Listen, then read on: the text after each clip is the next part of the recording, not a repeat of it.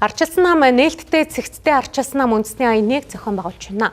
Тус нам 200 мянган гишүүдийн шинжилсэн бүртгэлийг 2 дугаар сарын 1-ээс 3 дугаар сарын 10-ны өдрийн хооронд орон даяар явуулах юм байна. За үүний тулд намын гишүүнчлэл удирдлагын цахим систем болох Ан цэгийн сайт болон Ан Plus аппликейшнийг ашиглалтанд оруулж гишүүдийн бүртгэлийг цахимаар явуулах юм байна. Ардчилсан намын үндсэн дүрм хөтөлбөрийн шинжилсэн найруулга улсын дээд шүүхэд бүртгэгдсэнтэй холбогдуулан намын дотоод зохион байгуулалтыг үндсэн дүрмд нийцүүлэн хийж гүйцэтгэх шаардлагатай болсон.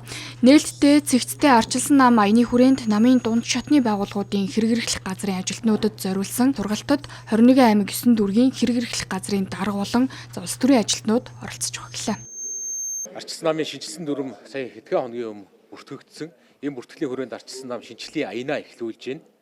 Шинжиллийн аяны үндсэн утга санаа нь ардчилсан нам орчин үетэйгээ цаг үетэйгээ тэр тусмаа энэ технологийн энэ 90 үетэйгээ хэрхэн яаж нийцэх юм бэ гэдэгт бид нэр хариулт өгөх ёстой ийм цаг үед байна. Улс төрийн намын тухай хуулиар ардчилсан нам нэг хөнгөө өөрчлөлт хийгээд зохицоод явчих бас боломжууд байгаа. Гэтэл бид нэр ардчилсан намын хувьд миний хувьд ардчилсан нам бүрэн дүүрэн өөрчилж хийжилтийг шат чадандаа хийх ёстой. Тэгэхээр өнөөдөр ардчилсан нам нээлттэй цэгцтэй цахим арга хэмжээгээр Ан цэгийн сайтаар дамжуулж ардчилсан намын гишүүдийн бүртгэлийг цахимаар нээж байгаа. Тэгэхээр энэ цахим сайтаар дамжуулаад ардчилсан намд шинээр элсэх хүсэлтэй хүмүүс маань хаашаа ч явах шаардлагагүйгээр гар утсаараа дамжуулаад ардчилсан намын гишүүн болох боломжтой.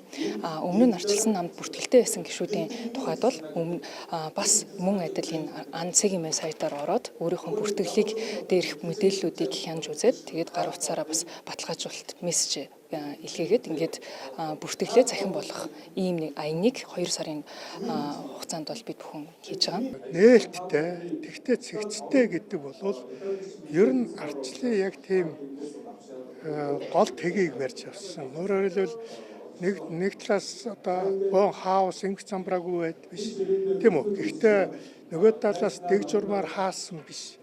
Аль алийнх нь гол торгон ирмэгийг барьж авсан. Ийм шинжилгээ ялгаж байгаа юм байна. Ийм байдлаар зорилтоо тавьж байна. Энэ бол үнэхээр их нүдэ олсон зорилтоо гэж бодож байна. Энэ чухал шинжилэл болно, их зөв шинжилэл болно гэж бодож байна. Нөгөө талаас бас энэ манайх өнөөдөр ардчлалын гэргээ гэж гаргаж байгаа. За ардчлалын гэргээг бол зарим хүмүүс бол заавал ингээд цаасаар гарах ёстой мó, цахимаар л багт болоо штэ гэдэг юм уу ийм зүйлүүд бол ярьж байгаа.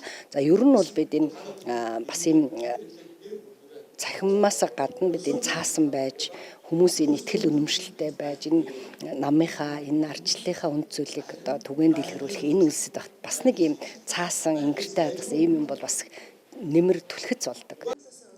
Ан Plus аппликейшн нь намын гишүүдийн шинжилсэн бүртгэл, намын санхүү, хандив дэмжлэг, татварын ил тод байдал, гишүүдээс судалгаа авах, санал хүсэлт авах зэрэг оролцоог бүрэн дэмжих, ERP датанд суурилсан дотоод удирдлагаар бүрэн хангагдсан байна. Урьдчилсан байдлаар 4-р сарын 8-нд ардчилсан намын хурлыг хуралдуулж шинжилсэн бүтцийг батламжлах юм байна. Тэр хүртэлх хугацаанд бүх шатны дотоод сонгуулийг улс орон даяар зохион байгуулна гэлээ.